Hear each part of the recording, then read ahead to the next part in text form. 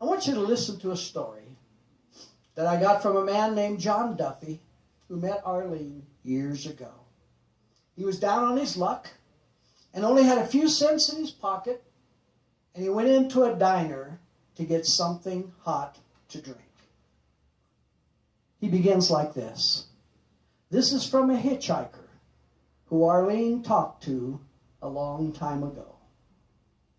While sipping on my 15-cent cup of chocolate and staring out the door, I noticed my reflection in the door.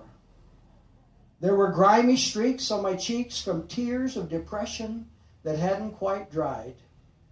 Quickly, I wiped them away and seeing the reflection of that woman sitting behind me, the only other customer in the place. I wished she had asked me to sit down. That very second, I heard a voice. Why don't you come over and sit with me? I did.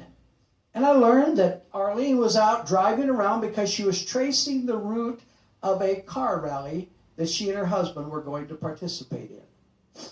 I admitted to the obvious that things weren't going so well for me. Not long after that, the Tasty Freeze began sweeping up and they were about to close. And Arleen invited me to come sit in the car and continue talking.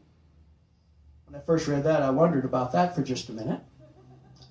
But she had that kind of courage, and I would say something else came from the Lord. I thought that was odd, but I accepted.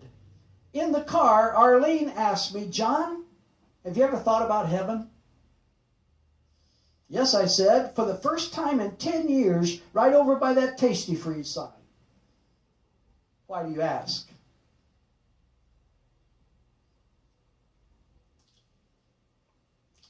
And Arleen said, Jesus can help you, John.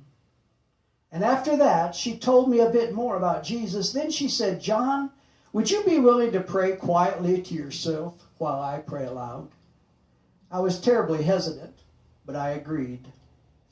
Arleen prayed.